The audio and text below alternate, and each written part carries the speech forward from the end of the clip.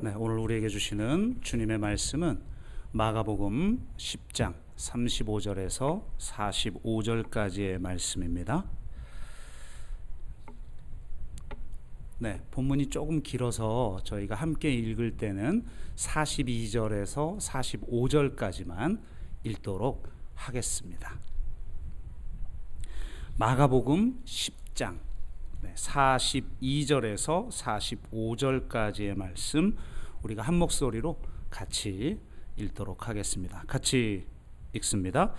예수께서 불러다가 이르시되 이방인의 집권자들이 그들을 임의로 추관하고 그 고관들이 그들에게 권세를 부리는 줄을 너희가 알거니와 너희 중에는 그렇지 않을지니 너희 중에 누구든지 크고자 하는 자는 너희를 섬기는 자가 되고 너희 중에 누구든지 으뜸이 되고자 하는 자는 모든 사람의 종이 되어야 하리라.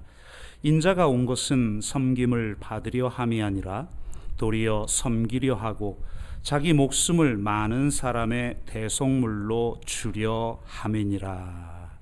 아멘. 네,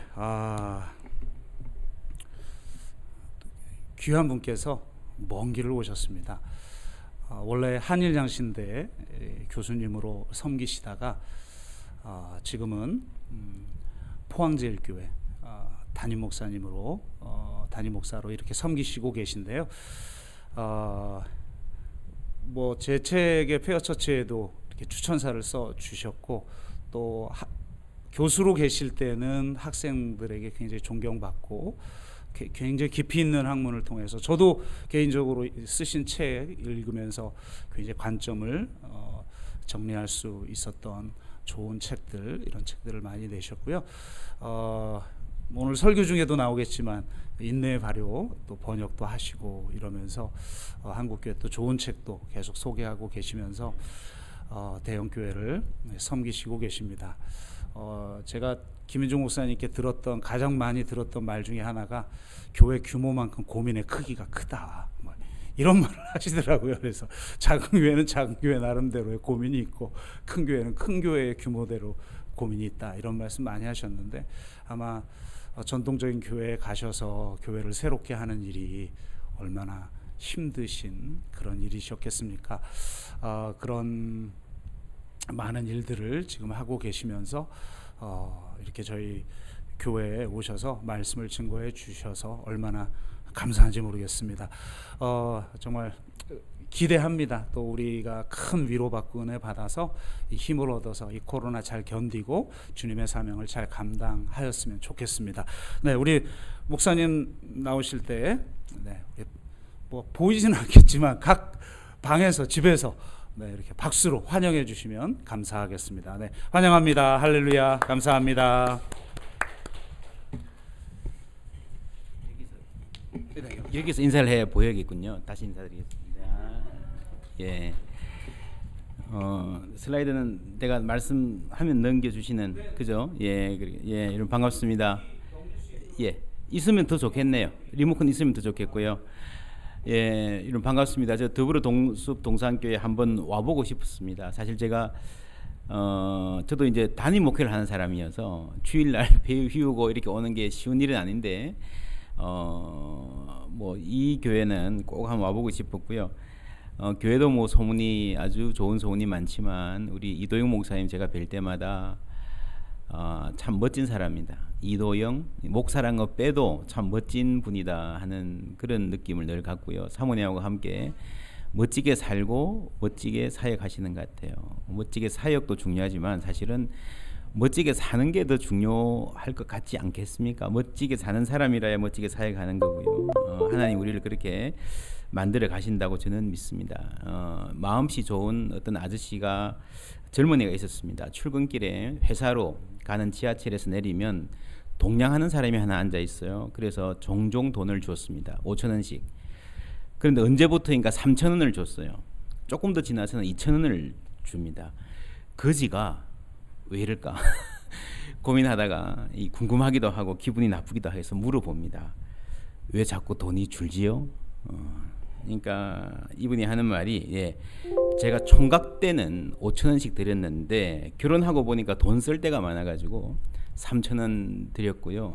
지금은 제가 최근에 애를 낳아 보니까 돈이 많이 드네요. 그래서 2,000원밖에 못 드립니다라고 정중하게 말했습니다. 근데 이 사람이 화를 내면서 말하는 거예요. 아니 당신 나한테 줄 돈으로 당신 가족을 부양했단 말이야? 인간은 지금 주시면 됩니다. 자기중심적입니다. 인류사의 가장 큰 고통의 문제, 인간의 병이 있다면 가장 심각한 질병은요, 이 자기중심성입니다. 여러분 한국의 문제가 어디 있다 생각하십니까? 좀 좁게 여러분 가정의 문제가 어디 있다 생각하십니까? 많은 교회들이 좋은 비전을 갖고 출발하는데 부딪히는 문제가 어디 있다고 생각합니까? 하나같이 자기중심성입니다. 그렇죠? 많은 부부들이 아니 내 남편은 왜 저렇게 생각하지? 어떻게 저렇게 생각할 수 있을까? 남편도 그렇게 생각해요. 사회 문제도 그렇습니다.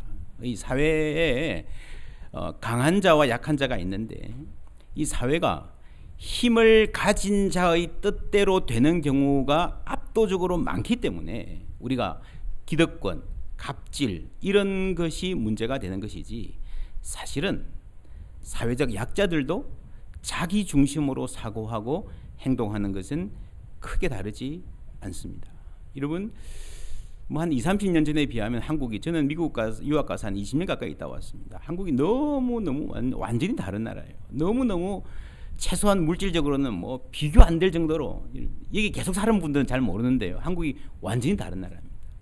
그런데 그 안을 들여다보면 옛날보다 지금이 더 행복하다는 사람이 별로 없잖아요. 거기다가 뭐 우리가 자주 하는 말로 뭐 이혼율, 자살률, 나는 외롭습니다, 행복하지 못합니다 하는 어른들, 아이들 많이 늘어나는 거 왜 그렇죠? 이런 사실은요, 이 모든 문제가 옛날보다 지금 사람들이 좀 더 자기중심적이 되었기 때문이 아닌가 싶어요. 이 자기중심성이 그래도 조금이라도 극복되는 관계를 공동체라고 하죠. 함께 먹고 없으면 함께 굶고 함께 울고 함께 웃고. 근데요, 공동체라고 타이틀을 붙여놨는데 심지어 가족이라 하더라도요, 어떤 사람들은 몰래 딴 주머니 차고 그죠? 혼자 몰래 좋은 거 숨겨놓고 혼자 먹고 만약에 그런다면 공동체라고 하기 힘듭니다. 제가 미국에서 이제 청년들 목회할 때요, 청년들하고 이렇게 삶을 나누면서 이제 복음을 접하고 복음이 생기는 변화가 뭔가 많은 경험들이 있는데, 어떤 형제가 이런 이야기를 하더라고요. 청년인데 자기 집에 누나들이 많고 자기가 막둥이 남자 하나였대요. 그런 집 옛날에 많았잖아요, 그죠? 아들 낳으려고. 근데 그때쯤에 한국에 우유가 성장기 아이들에게 좋다라는 말들이 생기면서 집에서 우유를 딱 하나씩 받아 먹는 거예요. 구독을 하는 거예요, 배달. 근데 누나들은 다 안 주고 어른들도 안 먹고 이 아들 하나에게만 우유를 주는 거예요.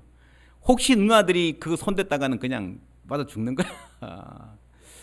그리고 이 부모들한테는 아들 하나 건강하게 키 크게 잘 키우는 게 참 중요하다.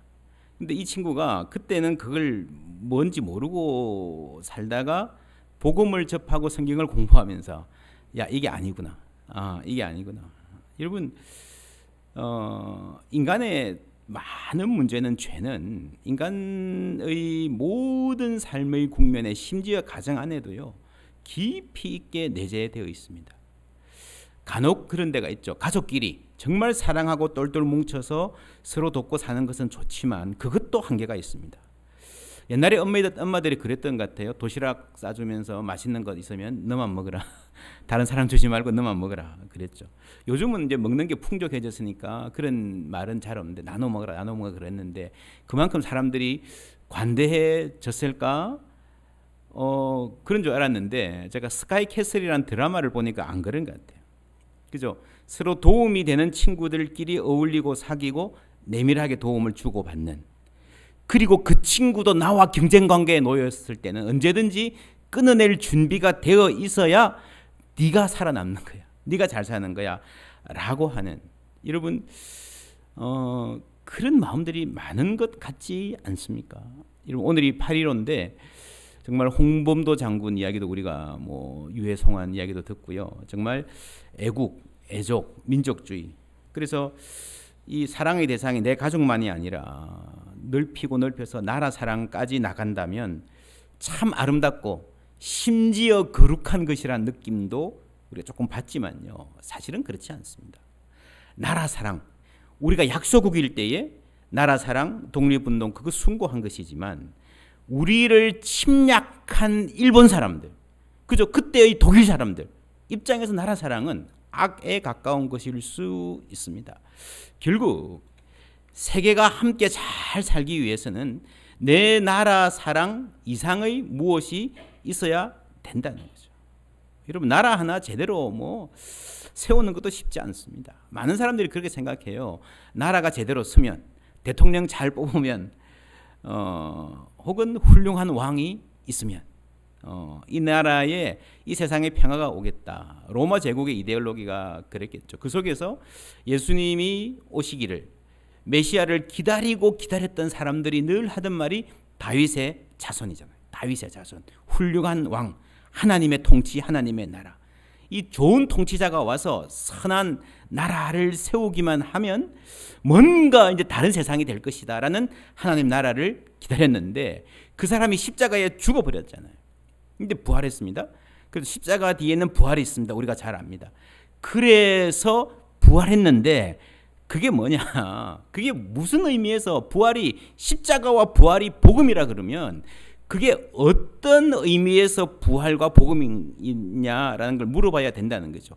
예수님이 죽었다 사셨으니까 우리도 죽었다 살 것이다. 그래서 이 세상에서는 아무리 고생해도 내세의 행복이 예비되어 있으니까 참고 살아라. 그게 복음인가? 이 세상은 그렇다면 아무리 개판으로 그냥 살아도 천국을 바라보고 천국 시민으로 그렇게 살아라. 참고 살아라. 천국 갈 거니까. 그거는 아닌 것 같아요. 그건 아닌 것 같아요. 오늘 말씀에 보시면 예수께서 불러다가 이르시되 이방인의 소위 집권자들이 저희를 임의로 주관하고 그 대인들이 저희에게 권세를 부리는 줄을 너희가 알거니와 너희 중에는 그렇지 아니하니 너희 중에 누구든지 크고자 하는 자는 너희를 섬기는 자가 되고 너희 중에 누구든지 어뜸이 되고자 하는 자는 모든 사람의 종이 되어야 하리라. 이 말씀이 그냥 우리가 교만하지 말고 서로 섬기라, 겸손해라 하는 윤리적 도덕적 태도의 교훈이기도 하지만 사실은 이게 예수님이 지금 예루살렘에 십자가에 못 박히러 가시는 그 도상에서 하신 말씀이잖아요. 그죠? 세상 사람들은 예수가 다른 어떤 나라를 세우기를 간절히 바라는 가운데서 예수님이 하신 말씀이잖아요. 그러니까 이 세상의 대안이 어떤 선한 왕, 예를 들면 너희들이 바라는 나 다윗의 자손이 왕이 돼서 뭘 하는 게 아니라 그 권력의 작동 방식과 생활의 방식이 완전히 바뀌어야 된다라고 하는 이 말씀은 섬김이라고 하는 태도를 넘어서서 이 세상에 희망이 어디 있는가에 대한 예수님의 대안을 말씀하시는 가장 핵심적인 복음의 핵심입니다. 여러분 인간의 죄의 문제를 해결하는데 그 죄가 뭡니까? 결국 인간이 자기 중심적이라고 하는 거예요.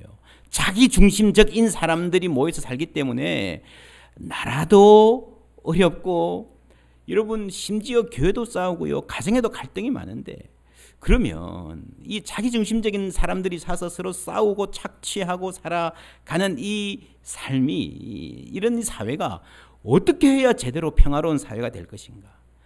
역사상 대부분의 사람들은요. 훌륭한 왕이 생기면 지금 한국도 그러잖아요. 그죠? 대선을 앞두고 훌륭한 대통령을 뽑으면 그죠? 바뀔 거라는 거예요. 우리나라가 달라질 수 있다라는 거죠. 여러분 그 서양 사상 전체에서 이 부분의 가장 핵심적인 사람이 플라톤이나 아리스토텔레스 같은 사람이죠. 여러분 플라톤 정치이론 아주 간단합니다. 철학자, 이성적인 사람이 합리적으로 나라를 잘 통치하면 뭐가 될 거다. 그게 세상의 희망이다. 라고 얘기했습니다. 여기에 있는 아주 핵심적인 생각은 뭔가 하면요. 에리스토크라시라는 말이 있습니다. 에리스토크라시라는 말은요. 우리가 귀족 정치, 데모크라시가 민주 정치, 에리스토크라시를 귀족 정치라고 번역하는데 이 어원은 뭔가 하면은 아리스토스 이게 이제 영어로 the best, 칼로스가 굿이고요. 칼로스의 최상급이 the best입니다. 그 에리스토크라시는 사실은 귀족 정치라는 말 이전에 rule of the best, 가장 훌륭한, 가장 덕이 있는, 가장 지혜로운 사람이 다스린다면 세상이 변화될 수 있을 것이다. 정도전이 그랬죠. 그죠? 고려말 때 막 이상한 왕들이 자꾸 생기니까 진짜 거의 뭐 정신 이상 사이코 같은 왕들이 자꾸 생기니까 왕은 왕대로 놔두고 가장 베스트한 지혜롭고 덕이 있는 사람을 재상으로 세우면 나라가, 그게 조선이 그 이념에 의해서 사실 건국된 나라입니다. 그러니까 이런 사람 말고, 시원찮은 사람 말고 정말 훌륭한 사람, the best가 다스리면 세상에 평화가 올 것이다 라고 하는 게, 여러분 당시 유대인들 뿐 아니라 그레코로만 사회 뿐만 아니라 오늘날 조선시대, 그렇죠? 여러분 동양사상의 요순시대 무슨 말입니까? 요순시대가 평화의 나라인데 요임금, 순임금이라는 임금이 훌륭하면 평화의 시대가 올 거라는 거죠. 그죠? 똑같은 생각이에요. 지금까지도 한국 사람들, 지금 한국 사회까지도 결국 그렇게 생각합니다. 그래서 사실은 플라톤의 제자 아리스토텔레스가요. 그래가지고 뭘 했습니까? 알렉산더를 가르쳤잖아요. 근데 알렉산더가 통치를 했지만 이상 사회는 오지 않았습니다. 그리고 로마 시대에 오면서 탁월한 철학자 플라톤의 이 이상, 정말 철학적으로 제대로 된 사람이 다스릴 수 있는 그런 나라를 임박했던 그 기대가 네로 황제 때 있었습니다. 왜냐하면 이 네로가 베드로 바울 선교할 때의 황제였잖아요, 그죠? 네로의 스승이 그 유명한 철학자 세네카잖아요. 그러니까 네로가 어릴 때는 세네카의 말을 잘 들었어요. 좋은 학생이어서 촉망받는 황제감이었습니다. 근데 권력을 쥐면서 점점 이상하게 변해가는 거죠. 엄마 아그리피나라고 하는 엄마가 네로를 그 권작에 올렸는데 이 사람이 엄마하고 갈등을 이렇게 겪으면서 어머니를 살해하죠. 요한계시록에 어미를 살해한 자요라는 말이 나옵니다. 이게 네로를 이야기하는 거죠. 그 이후에 이 네로 황제가 정말 기괴한 짓을 많이 벌입니다. 그래서 로마 귀족들이 황제를 갈아치우자는 움직임이 있었는데 여러 가지 정황으로 볼 때 이 반란 세력들은 철학자 세네카를 황제로 옹립하려 했던 것 같습니다. 결국에는 세네카도 네로의 손에 처형되고 네로도 죽죠. 폐위되죠. 그죠? 죽고 나서 여러분 이 세네카를, 그 전에 세네카를 황제로 세우려는 이 움직임 뒤에는요, 이 철학자가 지혜롭고 도덕적인 사람이 왕이 되어 다스리면 이상사회가 올 것이라는 이 플라톤의 꿈이 흐르고 있었던 거예요. 네로가 죽고 나서 그 해에 68년 AD 68년 한 해에 황제가 4번이 바뀝니다. 네 황제의 해. 여러분 악수하고 잘해보세요 그렇게 바뀌겠습니까? 아니잖아요. 한 번 바뀔 때마다 정말 피의 역사, 온 로마 도시가 피로 물드는 역사를 4번이나 엎치락 뒤치락 했던 그 68년. 로마 제국이 얼마나 우울한 역사를 맞는지 모릅니다. 최고의 제국이 될 수 있을 것이라는 그 제국이 그렇게 되고 말았습니다. 그리고 그 꿈이 약 100년 후에 다시 한번 활짝 필 절호의 찬스를 맞이하는데 그게 우리가 잘 아는 마르쿠스 아우렐리우스 때입니다. 오현제, 그죠? 나라는 강성하고 경제는 너무 좋고 영토는 계속 넓어가고 거기다가 최고의 철학자가 왕이 됐어요. 얼치기 철학자가 아니고요. 정말 탑 클래스 철학자, 덕이 있는 사람이었습니다. 소위 말하는 군자의 정치가 실현될 역사의 가장 almost 그 목표로 다가갔던 시대가 마르쿠스 아우렐리우스 시대입니다. 어떻게 보면 무덤에 있던 플라톤이 벌떡 일어날 정도로 기쁜 일이 다가왔어요. 근데 과연 이 아우렐리우스 황제 때 이상 국가가 되었는가? 여러분 그 글래디에이터라는 영화 보셨습니까? 꽤 이제 한 20년 제가 미국 처음 갔을 때 친구들하고 이 영화를 봤었는데 이 영화가 뭐 구체적인 내용은 좀 다른 면이 많습니다만은 초반에 전쟁 씬이 나오죠. 로마군이 압도적인 권력으로 승리합니다. 나라는 계속 잘 되고 있습니다. 그런데 아우렐리우스는 걱정하죠. 이래서 안 되겠다라고 이야기하는 그 굉장히 어두운 모습. 이거는요. 저희들 고등학교 때는 그런 거 있었던 것 같아요. 아우렐리우스의 명상록이 고등학교 교과서에 나왔었죠. 여러분 기억하십니까? 굉장히 우울하죠. 지금 우리가 뭐 잘났다 그래봐야 누가 기억하겠냐.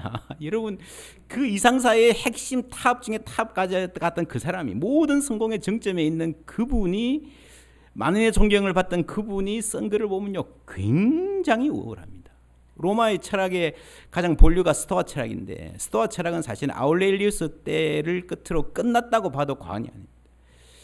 정치도 그렇고 철학도 그렇습니다. 물론 이제 이 영화를 보면 문제는 코모두스라고 하는 그 후계자 얼치기 시원찮은 황제 때문에 그렇고 이 영화 주인공 막시무스 이런 사람이 나라를 다스린다면 적절한 체제가 있다면 로마는 다시 융성할 수 있을 것이다 라고 하는 그 전제를 깔고 있죠. 에리스토크라시의 전제가 그대로 있는 겁니다. 근데 여러분 이 코모두스가 아버지한테 평화롭게 아버지 죽이고 이런 거 아니고요. 평화롭게 이제 정권을 이양받습니다. 그런데 이 사람이 죽었을 때가 193년이었는데 그 해는 5 황제의 해가 됩니다. 네로 때보다 더 심하죠. 그게 로마의 역사입니다. 그래서 여러분 우리가 정치가 인간의 문제를 어디까지 해결할 수 있나? 마르크스 아우렐리우스가 가장 핵심적인 표본이라고 볼 수 있습니다. 이 어디죠? 성경에 보면 유대 역사 중에서 다윗의 강성함을 물려받은 솔로몬이 남긴 글의 느낌이 어떻습니까?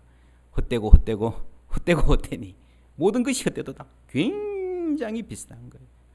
그래서 여러분 사람들은요 뭔가 좋은 사람이 나라를 다스리면 우리의 대표가 되면 바뀔 거라고 생각하지만 예수님은 그렇게 말하지 않습니다. 예수님 뭐라고 하셨습니까? 이방인의 집권자들이 모든 권력이 그 속성 자체가 인간을 착취하게 되어 있다라고 하는 거죠. 여러분 그래서 그런 말 있지 않습니까? 절대 권력은 절대 부패한다. 근데 사실은 권력이 부패하는 게 아니고요. 인간이 부패하는 겁니다. 권력을 가진 인간이 부패하는 거고 아니요. 본래 부패했던 인간에게 이 권력이 주어지면 그 부패성이 드러나는 거예요. 힘이 없어서 순박하게 사는 거지. 그렇죠? 교만해지는 거예요. 그래서 우리가 쉽게 하는 말로 완장 채워보면 안다 이런 말 있잖아요. 이런 회사에서도 여러분 다 경험하실 거예요. 평사원일 때 그렇게 착하고 정말 우리 사원들의 권익이 이렇게 중요하다라고 하던 사람들이 자기가 부장이 되고 사장이 되면 어떻게 말합니까? 더한 놈들 많더라고요. 그렇죠. 그것이 인간의 문제다. 오늘 말씀에 예수님이 이방인의 집권자들이 저희를 임의로 주관한다. 임의로라는 말이 무슨 말입니까? As they want. 그들이 원하는 대로. 자신들이 원하는 대로 주관하는 거예요. 힘이 있는 사람은 자신들이 원하는 대로 주관합니다. 당연한 거 아닙니까? 내가 힘이 있으니까 나에게 유리한 대로 그 힘을 행사를 하는 거죠. 사장 마음대로, 임금 마음대로, 교수 마음대로, 그렇죠? 돈 있는 사람 마음대로. 그러면서 약한 사람들을 이용하고 억압해 온 것이 인간의 역사입니다. 그래서 여러분 하나님께서 사람들에게 네가 원하는 것이 무엇이냐, What do you want? 라고 물어보시고 그대로 다 들어주면 이 세상이 어떻게 될까요? 어떻게 될까요? 멀리 갈 것도 없습니다. 오늘 말씀에 야고보와 요한이 예수님께 이런 청탁을 했다는 말씀을 듣고 제자들이 어떻게 반응했습니까? 10제자가 듣고 야고보와 요한에 대해 분히 여기거늘 동료들끼리 충돌하는 거잖아요. 여러분 다 잘 아시죠? 이게 야 너희들 왜 이렇게 철없는 이야기 하냐? 예수님은 지금 인류 구원의 길로 가려고 그러는데 네 거 챙기냐? 이런 게 아니고요. 내가 한 발 늦었다는 거죠. 그렇지 않습니까? 지금 한국의 모든 문제, 입시의 문제든 부동산 문제든요. 이게 이래서 안 된다라는 말을 보편적인 말을 하는 것 같지만 내가 한 발 늦었으니까 그렇게 이야기하는 거예요. 오늘날 가정에서 일어나는 일들도 이 갈등과 크게 다르지 않습니다. 여러분 우리 이 목사님 쓰신 책도 Fair Church이고 우리 사모님도 공정무역, 공정여행 많이 하시는데 사실 어떻게 생각하면 공정의 말이 유행하면서 공정이란 말이 가장 많이 타락한 말인지도 모르겠어요. 제가 우리 장인어른께서 한 3년 전에 입원을 하셔서 저기 강북에 있는 어떤 병원에 입원하셨는데 6층에 계셨어요. 근데 그 6층에 병원 복도에 그렇게 붙여놨어요. 우리 6층의 간호사들은 모든 환자들을 공정하게 대우합니다. 제가 그거 보고 깜짝 놀랐어요. 옛날에는요, 어떻게 붙여놨었습니까? 우리는 환자들에게 친절하게 성심을 다하겠습니다. 이렇게 붙여놨었어요. 그래서 친절은 없어요. 성심도 필요 없어요. 공정하기만 하면 돼요. 아니, 불공정하지 말아야 돼요. 그 불공정은 뭡니까? 내가 손해보지 않겠다는 거죠.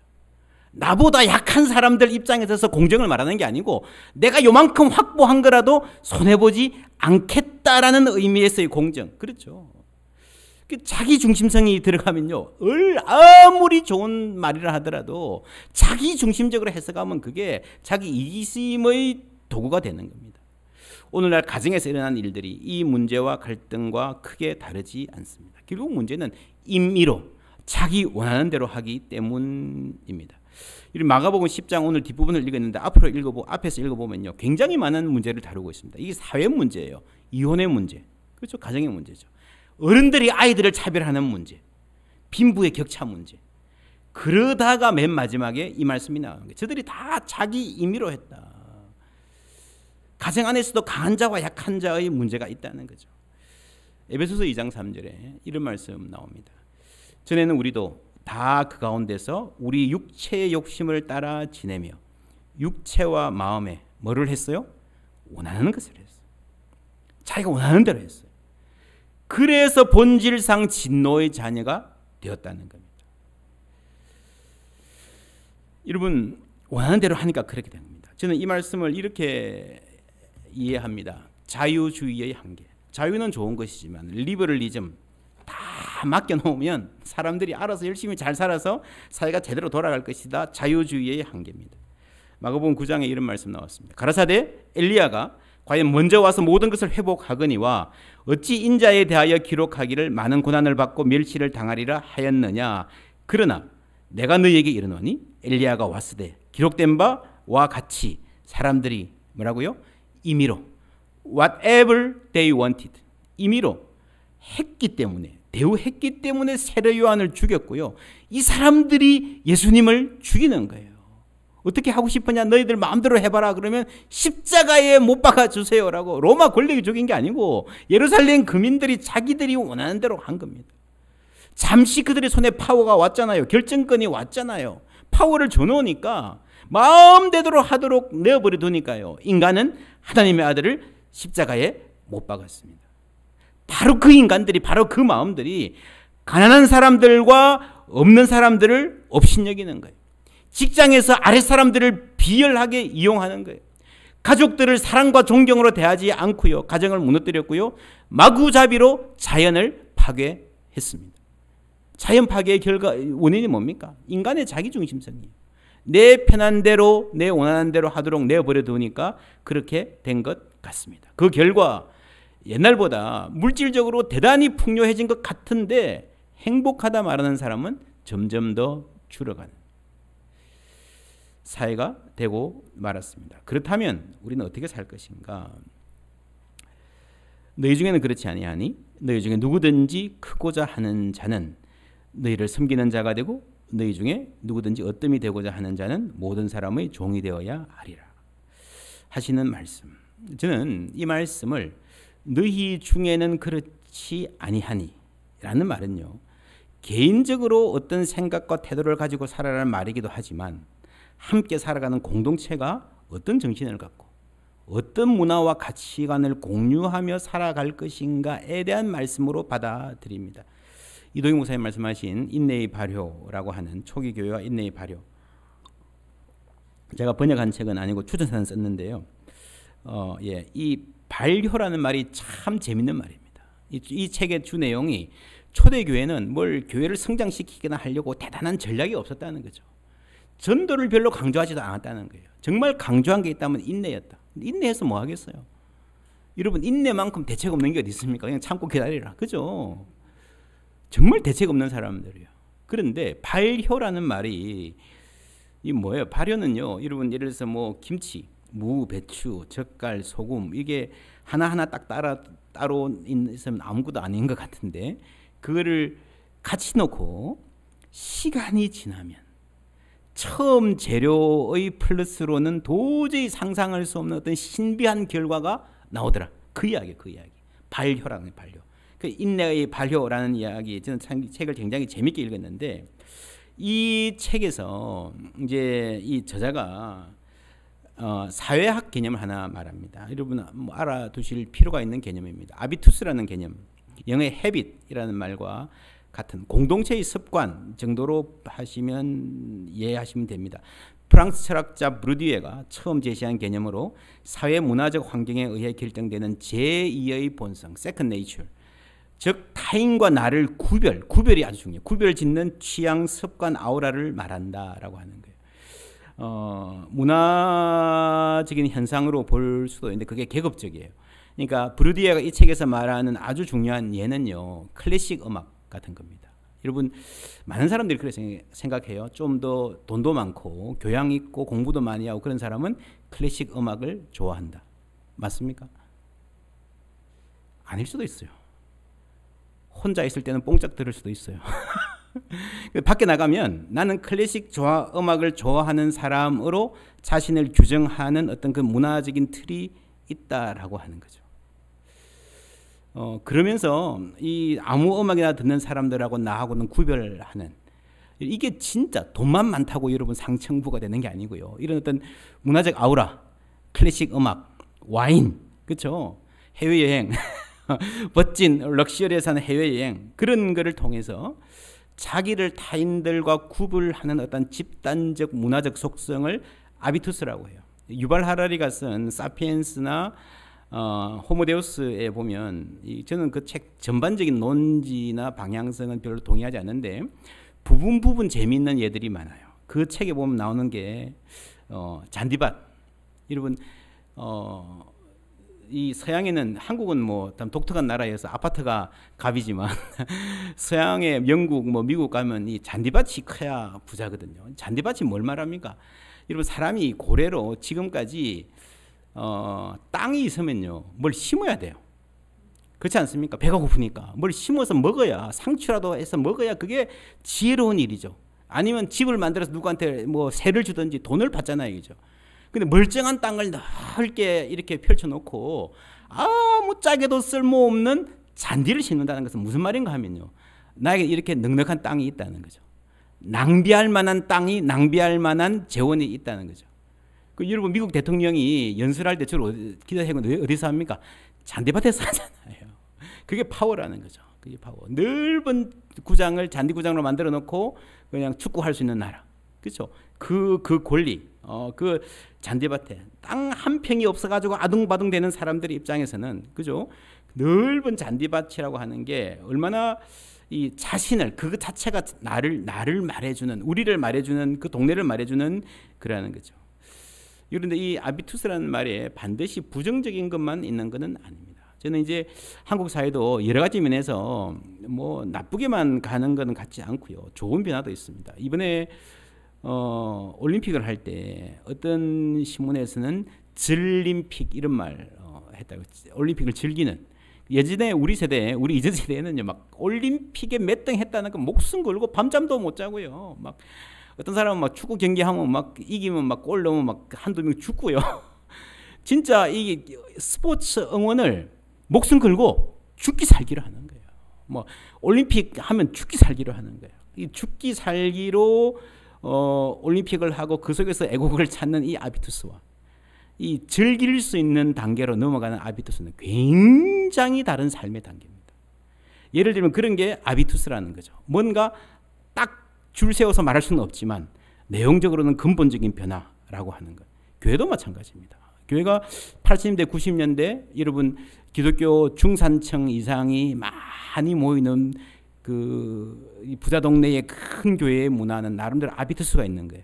그때는 어떤 교회 다닌다 그러면요, 그게 알아주는, 먹어주는, 그죠? 그런데 여러분 이 더부르섭 동산교회에서 뭐 웅장한 건물도 아니고, 그죠?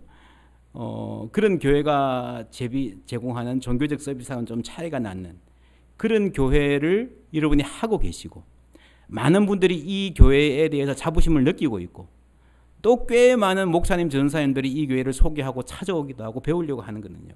나름의 아비투스가 한국교회 전체 안에 다른 아비투스가 생기기 시작한다라는 거죠.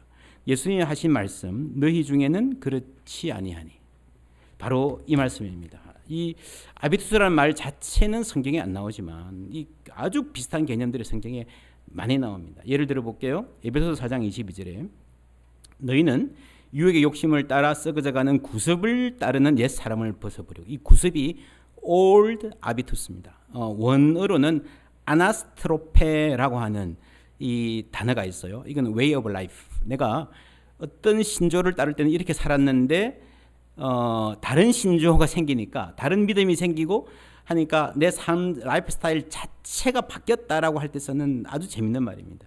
대표적인 게 바울입니다. 내가 이전에 유대교회에 있을 때 행한 일을 너희가 들었거니와 이 행한 일은 이런저런 행동을 했다 하는 behavior가 아니고요. way of life를 말하는 거예요.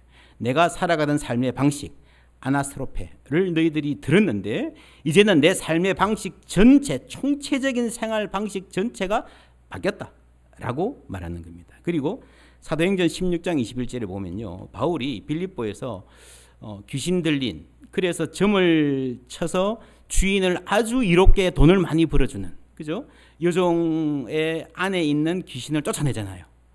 그때 이 귀신 여종의 주인들이 바울의 멱살을 잡고 로마 관원들에게 가서 하는 말이 로마 사람인 우리가 받지도 못하고 행하지도 못할 풍속을 전한다. 이게 헬라어로 에토스의 복수 에세입니다. 에세. 개인의 에토스가 아니라 공동체가 갖고 있는 에토스. 이 풍속은 뭡니까? 재산의 절대권이에요. 그죠? 이 여종에게 무슨 일이 나든 이 로마 사람들의 풍속은요. 가부장이 갖는 재산권, 인간의 인권 이전에 이 재산권을 침해한다는 것은요. 이 말도 안 되는 짓이라는 거죠. 이거는 당연히 우리 기준으로는 응당 처벌받아야 될 굉장히 나쁜 바로 이런 바울의 이런 행동이 로마 제국의 근간을 흔들 것이다. 여러분 로마가요. 황제가 바뀐다고 나라가 바뀌지 않습니다. 좋은 황제가 생긴다고 나라가 바뀌지 않습니다. 그런데 로마 사람들 이 악의 세력 스스로가 알고 있어요.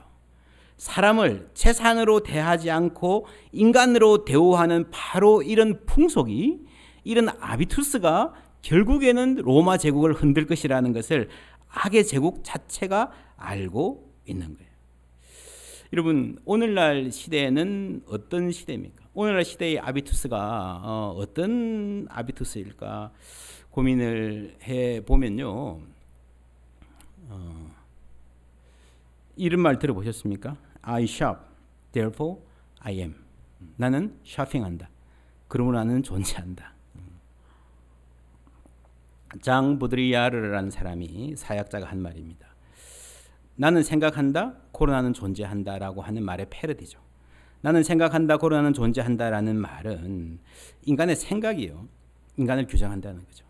그렇게 생각을 바꾸면 인간은 바뀌어질 것이다. 라고 하는 합리적 세계관의 중요성을 말했습니다. 근데 이제 그게 이 데카르트적인 이런 생각이 무너지죠. 언제 무너집니까? 이게 바로 우리가 포스트 모더니즘이라 그러는데 그래서 포스트 모더니즘의 주장은요. 이 사람을 얽어매던 이 고정적인 사고의 틀을 깨부수고 각자 사람이 자유롭게 자기 말을 그죠? 자기 말을 자기 생각을 스스로 자유롭게 할 수 있는 사람이 되게 하는 해방 이 포스트 모더니즘이라 그랬는데 이런 보드리야르는 그렇게 생각하지 않습니다. 여러분 자유로워진 것 같습니까? 그렇지 않습니다. 우리는 소비의 노예, 소비적 인간이 되고 말았습니다. 라고 말하는 거예요. 여러분 예전에는요. 사람이 나를 소개할 때 저를 어떻게 소개했습니까? 나는 군인입니다. 나는 교사입니다. 나는 가정주부입니다. 나는 농부입니다. 그죠? 생산적 자아예요. 생산적 자아. 요즘 사람들은 그게 별로 중요하지 않습니다. 뭐를 해서 돈 버는가 별로 중요하지 않습니다. 그죠? 나는 어디에 어느 동네에 살고 차는 뭘 타고 무슨 핸드백을 들고 어디 가서 밥 먹고 사진 찍어서 인스타그램에 올릴 수 있는 사람이다 라는 그거죠. 그러니까 이게 그냥 소비를 많이 한다 이런 말이 아니고 인간이 스스로 나를 규정할 때에 내가 무엇을 생산하느냐가 아니라 내가 무엇을 소비할 수 있느냐, 소비하고 있느냐에 따라서 나의 정체성을 규정하는 시대가 되었다는 거죠. 제가 예전에 목회할 때 아주 옛날 일입니다. 그런 분이 있었어요. 집은 되게 부자인데 어려운 일을 많이 겪었습니다. 그러니까 여러분 쇼핑 중독 걸린 분 보셨습니까? 저는 깜짝 놀랐어요. 이분이 정말 솔직하게 말하는데 백화점에 가가지고요, 물건을 막 골라 담으면 기쁘대요. 그리고 크레딧 카드를 내밀어 가지고 그 크레딧 카드가 드르륵 하면서 이제 억셉트 되잖아요. 그때 삶의 희열을 느낀대요. 내가 살아있는 이 사회가 나를 받아주는구나, 나를 대우해 주는구나, 나에 이만큼 파워가 있구나, 내가 아직 죽지 않았구나, 내 삶에 의미가 있구나, 그 순간. 그리고 집에 들어와 가지고요, 그 물건은 제대로 입어보지도 않는데요, 어떤 경우에는 그냥 그대로 쇼핑백도 뜯지 않고 그대로 클라지아에 넣어놓고 옷장에 넣어놓고요, 며칠 또 쓰러져 있다가 그 다음에 또 쇼핑하러 가는 거죠. 그 다음에 또 쇼핑백을 들고 문을 열어보면 딱 들여다보면요, 뜯지도 않은 쇼핑백이 있음을 발견하고 놀랄 때가 많다는 거죠. 저는 깜짝 놀랐습니다. 이것 자체는 뭐 좀 예외적인 극단적인 현상일 수 있지만 보드리아르가 이런 말을 합니다. 초월성도, 궁극성도, 목적성도 더 이상 존재하지 않게 된 이 사회의 특징은, 옛날에는 우리가 이걸 소비하고 있으면서도 그 이상의 뭐가 있을 것이다 생각을 했는데 이제는 존재하게 되지 않는다는 거죠. 반성의 부재, 자신에 대한 시각의 부재다. 현대의 질서에서는 인간이 자신의 모습과 마주하는 장소였던 거울은 사라지고 그 자리에 쇼윈도만이 존재한다. 거기에서 개인은 자신을 비춰보는 것이 아니라 대량의 기호화된 사물을 응시할 따름이며, 이 포스트 모던 신학자, 철학자들이 기호라는 말을 참 많이 쓰거든요. 이분이 독특한 방식으로 이걸 씁니다. 사회적 지위 등을 의미하는 기호의 질서 속으로 흡수되어 버린다. 그러니까 기호, 이게 무슨 말인가 하면요, 예를 들면 이런 겁니다. 제가 예전에 한 30대 싱글 자매들이 앉아서 농담하는 걸 우연히 듣게 됐습니다. 농담이 아니죠, 그냥 수다, 그냥 진지한 수다였는데 하는 말이, 야, 너 그 BMW 요즘도 만나냐? 그 소나타 어떻게 됐냐? 그러니까 이 친구들 대화 속에서 남자가 어떤 사람이고 어떤 내용, 어떤 꿈을, 어떤 고민을 가진 사람이고는 없고요. 이 사람은 BMW, 이 사람은 소나타, 이 사람은 그랜저, 뭐 이 사람은 시내버스, 뭐 이렇게 이해가 된다면 그게 바로 기호라는 거죠. 저도 미국에 오래 있을 동안에서 뭐 제가 몰랐는데 찾아보니까 이런 게 있었더라고요, 한국에. 이게 기억나십니까? 어떻게 지내냐는 친구의 말에 그랜저로 대답했습니다.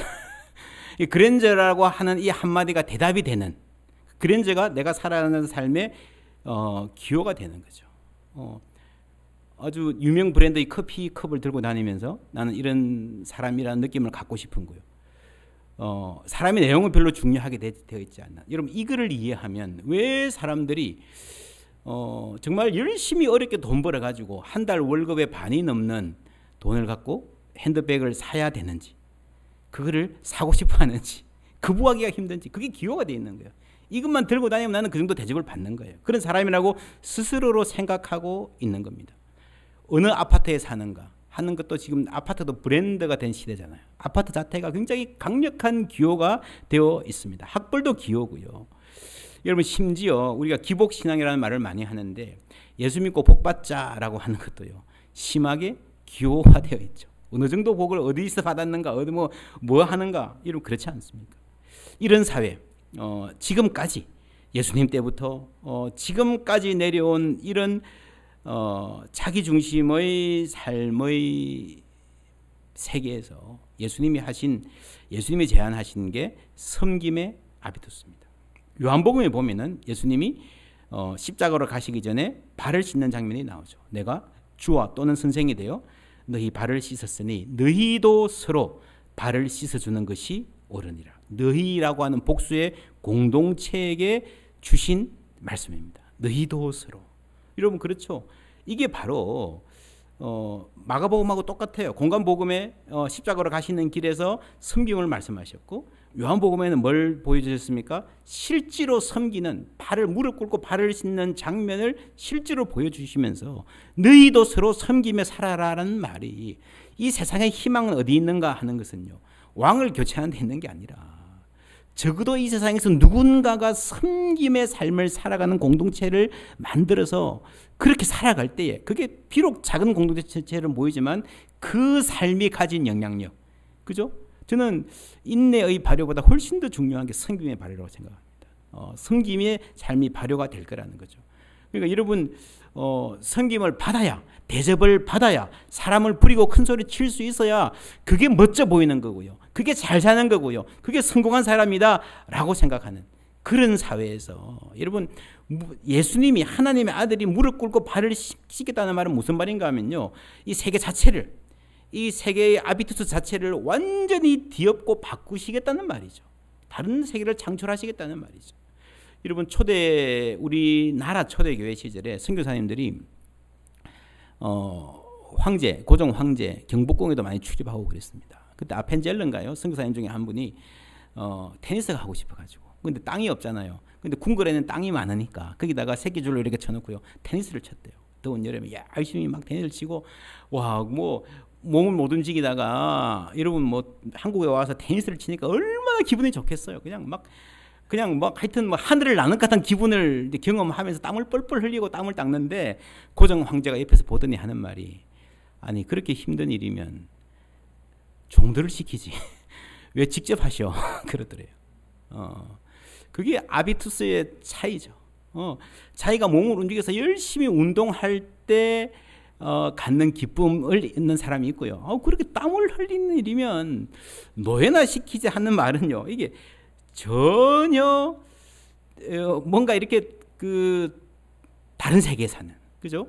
그걸 만든다는 거죠. 초대교회가 정말 어설퍼 보이는 사람들인데 이 세계에서 힘을 발휘하고 결국에는 로마 제국 전체를 설득할 수 있었던 것은요, 그들이 살았던 공동체의 힘입니다.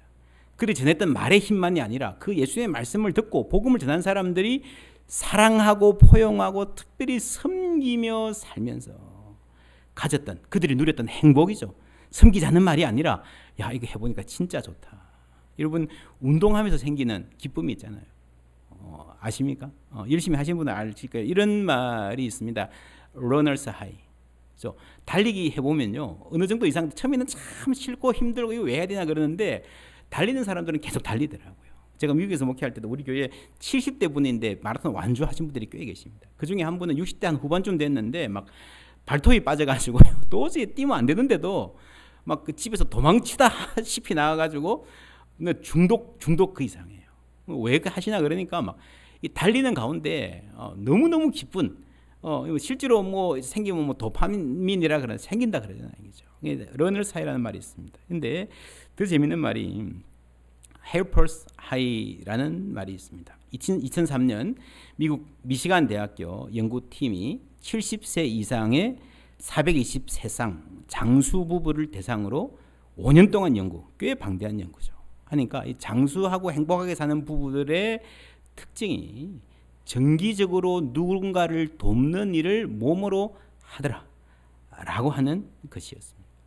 그리고 뭐 여기저기에서 이런 비슷한 연구들이 헬퍼스 하이 여러분 쳐보시면요, 굉장히 많이 있습니다. 그리고 실제로 무슨 뭐 옥시토신 분비 뭐 이런 거 해보면 불면증 뭐 통증 치료에도 이 헬퍼스가 되는, 누군가를 돕는 삶이 갖는 힘이 실증적으로 많이 확인이 되고, 하버드 대학의 연구, 뭐 또 BBC에서 아주 유명한 연구들을 2009년에 행복 보고서를 냈는데, 거기도 보면 정기적으로 누군가를 돕는 활동을 하는 사람이, 그러니까 일주일에 3회씩 봉사활동하는 그룹과 일주일에 3회씩 취미활동을 하는 그룹의 건강을 비교해 보니까 봉사활동 쪽이 훨씬 더 건강하고 행복 호르몬이 많더라.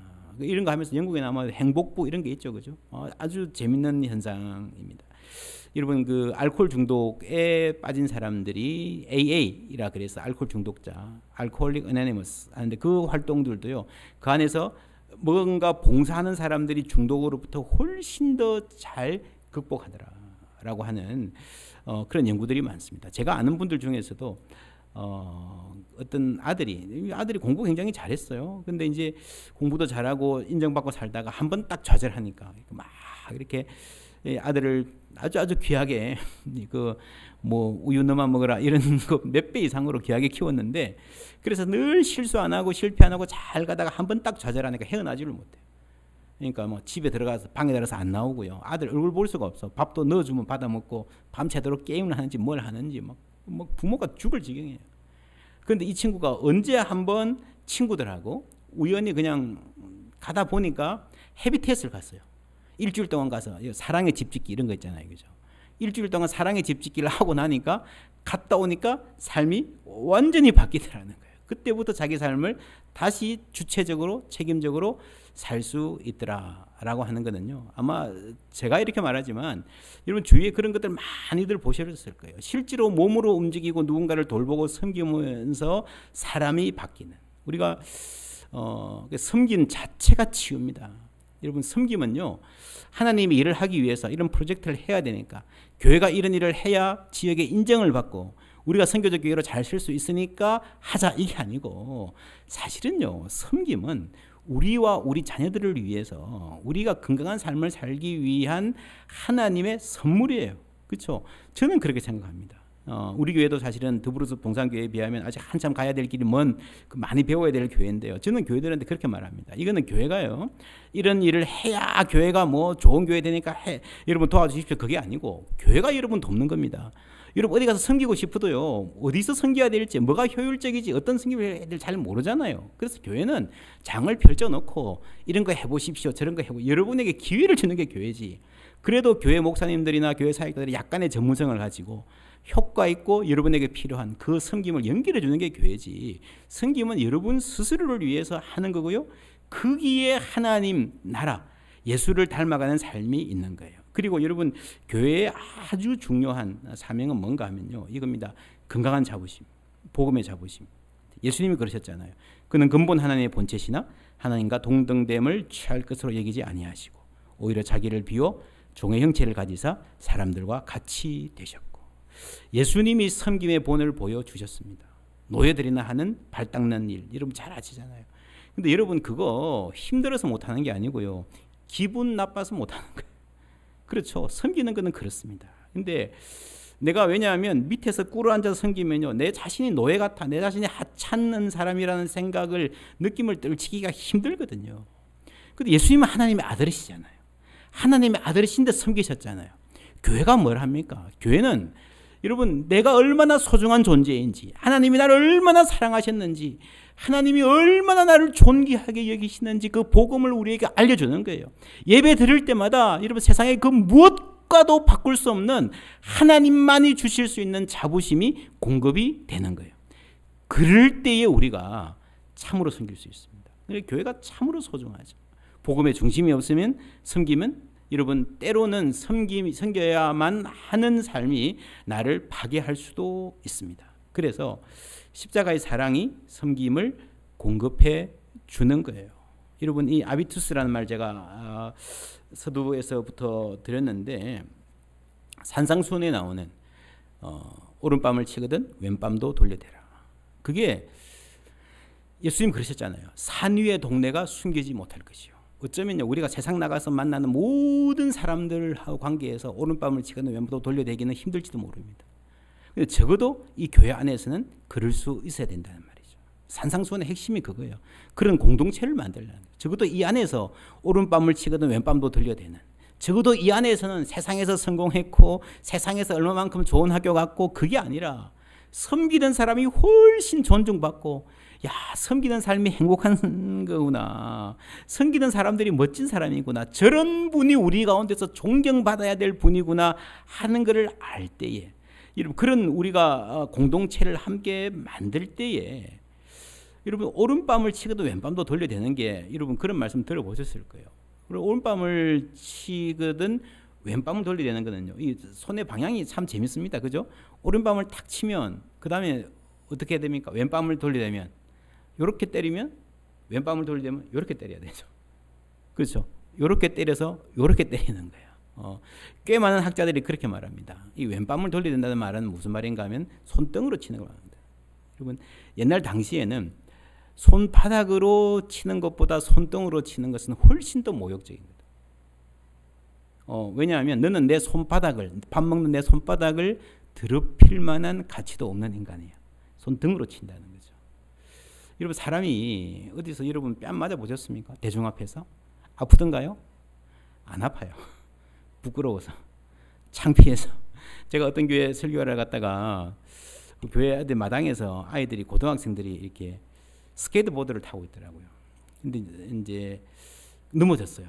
내가 다가가가지고 괜찮냐 물어보니까 얘가 눈을 찔끔 감으면서 조용한 목소리를 하는 말이, 목사님 제발 그냥 가세요 이러는 거예요. 무슨 말인지 아십니까? 넘어졌어요. 창피하잖아요. 그죠? 폼 잡고 싶은데. 근데 목사가 넥타이 메고 와가지고 괜찮냐 이러면 모든 사람이 다 볼 거 아닙니까? 그러니까 그 모먼트에서 제가 도와주는 건 모른 척 하는 거죠. 무슨 말입니까? 그 애들은요, 고등학생들이 넘어지면 아픈지 몰라요. 창피해서. 인간은 그런 존재입니다. 그렇죠? 우리가 섬기기 힘든 게 육체가 힘들어서 섬기기 힘든 게 아니고요. 섬김 그 자체가 내 자존심을 파괴할 때 우리는 섬기기 힘든 거예요. 그래서 이상하게도 이 사람들은, 예수를 따른 사람들은 섬기면서도 감사하고, 그렇죠? 뺨을 맞고도 찬송하고, 심지어 순교 당하에 가면서도 인내하면서 다른 사람을 도로 축복해주는, 여러분 그러한 능력을 보여줄 때에 세상적인 능력을 가진 사람들이 능히 감당하지 못했던 것입니다. 그것이 초대교회가 가졌던 복음의 능력입니다. 이 복음의 능력은 단순히 내가 예수 믿었으니 이제는 무슨 짓을 해도 죽어도 천국 간다. 맞습니다. 틀린 말 아닙니다. 그러니까 너무 작은 복음이에요. 그게 아니에요. 예수님이 사망과 권세를 이기셨잖아요. 그 누구도 이길 수 없는 그 사망과 권세, 그 어둠의 그늘을 다 이기신 예수님께서 오늘 우리 삶의 매 순간에 함께 하시는 줄 믿습니다. 그리고 그러면요, 우리는 섬기며 살 수 있는 거예요. 섬기면서 예수님이 가지셨던 기쁨 조금이라도 우리는 맛보면서 그 기쁨을 넓혀가면서 살아갈 수가 있는 거예요. 그 기쁨이 우리 가운데 있을 때에, 여러분 이게 작은 것 같지만 이것이 가장 근본적으로 세상을 변화시키는 힘이 거기에 있는 겁니다. 로마 황제 아무리 바뀌어봐도 여러분 세상에 물론 그 간판을 교체하는 게 의미 없다는 말은 아니에요. 조금이라도 선한 사람이 다스리면 조금 좋아지겠죠. 그게 여러분 세상의 답이 아닙니다. 하나님께서 예비하신 이 세상의 샬롬, 바로 우리를 통해서 무능하신 하나님, 십자가에 달리신 하나님, 그죠? 그 하나님이 마찬가지로 무능한 우리를 통해서 이 세상을 바꾸시는 그 놀라운 계획 안에 우리가 있음을 감사합니다. 더불어서 동산교회 12년 동안 역사 동안에 하나님 함께 하셨고, 앞으로도 이 복음의 능력을 여러분 함께 누리면서 세상에 보여주는 귀한 공동체 되기를 주님의 이름으로 축원합니다. 기도하겠습니다. 하나님 감사합니다. 우리 위하여 이 땅에 오셨고 참 삶의 길이 무엇인지 보여주심에 감사드립니다. 우리 부족하지만, 우리 연약하지만 복음의 능력 안에 하나님 알며 예수 그리스도의 은혜를 알며 그 은혜로 살아가게 하심을 감사를 드립니다. 우리의 작은 섬김이 이 세상을 향한 하나님의 계획에, 하나님의 비전의 핵심임을 알고 감사하는 마음으로 사랑으로 섬겨가는, 그래서 하나님이 우리 앞에 펼치실, 우리 통해서 하실 일들 앞에서 가슴 뛰는 복된 교회 될 수 있도록 은총 베풀어 주시옵소서. 예수 그리스도의 이름으로 기도하옵나이다. 아멘.